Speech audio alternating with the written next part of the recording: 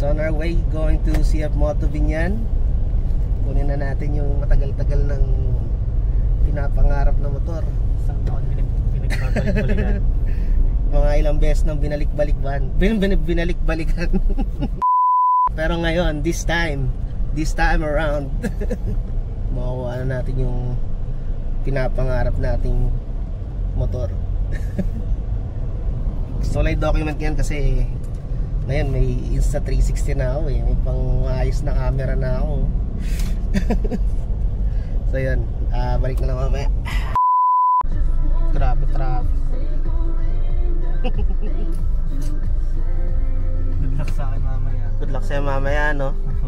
Ako, chill lang ako mamaya. Sisingit-singit na lang ako. Saan mo gusto ko nang pumunta? Tagaytay tayo, Tagaytay. Tagaytay mamaya ang gabi. Night ride sa gabi. So yun, so sobrang excited. Traffic. Naabot na kami ng traffic. Ayan, ah. Kahit ba naman dito, traffic pa din. Ay, naka. Kaya minsan masasarap na lang talaga magmotor eh. Isa nakasakyan ka eh. Nakamotor ka, pwede mong singitin lahat yan eh. Oh. Huwag lang talaga dalawang truck. Oo. Sa gitna. Pero malapit lang naman yung CF Moto. Siguro mga, kung walang traffic, kaya ng 5 minutes eh. Kung traffic, depende sa traffic yun. Kung talagang malupit yung traffic eh, malupit talaga. Ay, lako. Parang EDSA to eh. And, mga dadaan ng San Pedro Laguna to Binyan. Yung highway na to, grabe. Pag mga rush hour, ganito kalalay traffic. As in, ganyan kalalay abutan yung traffic. Ganito ata, pag excited eh, nadadali ng traffic eh. One eternity later. After 1,000 years, nandito na kami. Ayan. Onting ano na lang, onting tiga ng gasolina na lang. Nandiyan na kami. Grabe. Parang 30 minutes ata kami sa traffic. Visit. So ayan, pakanan na kami. Nandiyan na, nag-aabang na yung motor natin. Ayan na, nasa labas na eh. Ayan o. Ayan, nasa labas na ang motor.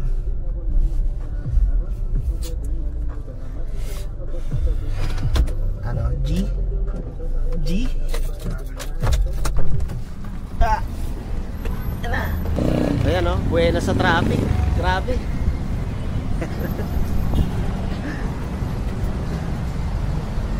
Ayan yung ating motor. Video ko muna ako. Naka-front ka rin. Naka-front.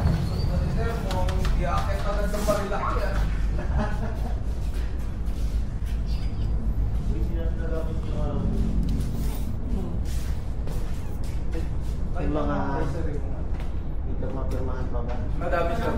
Marami. Sir, bali ito yung ilalagay natin sa Okay. tapos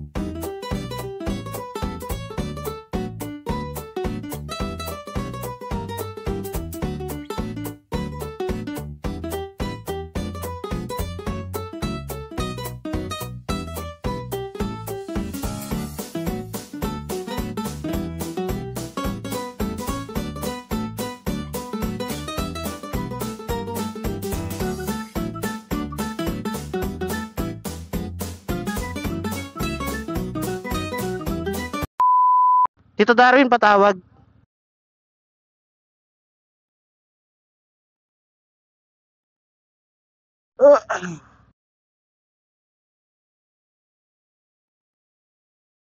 Atras, atras, atras, atras, atras, atras, atras,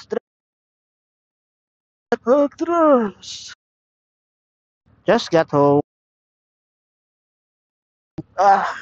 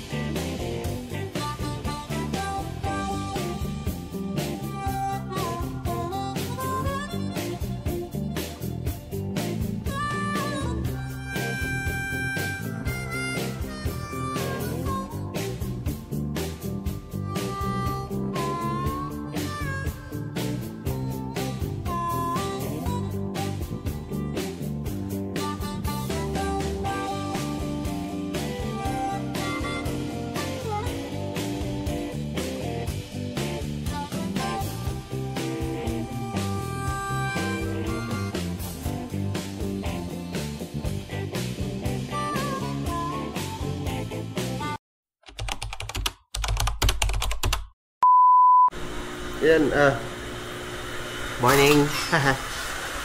So, na-test ride na mga pamilya ko. Then, dito na siya sa garahe namin. Ayan na. Yes! Kasama na niya si CBR 500. Dalawa na lang motor ko.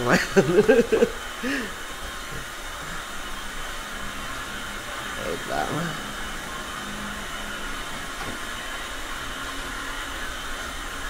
Ayan na sila. Magkatabi na. Tapos may mga sticker pa siya. Tanggalin natin. Ayan. Naku, kasi nagpapadagdag dumi nito eh. Ang sticker na to. Ayan. Tanggalin natin. Oops! Then, meron pa atang isa. Ito. Ah? Hindi ata. Ito pang isa. Let's remove.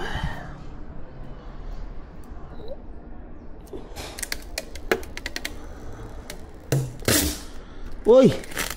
Nako! Mali ata pagkatay. Hindi, tama. Ayan! Parang nag-unbox na rin. So, yan. Ayun lang naman. Yun lang naman yung video. Kasi, gusto ko lang naman siyang I mean tagal ko na siyang pinapangarap. Siguro bago pa siya i-release, gustong gusto ko na siya eh.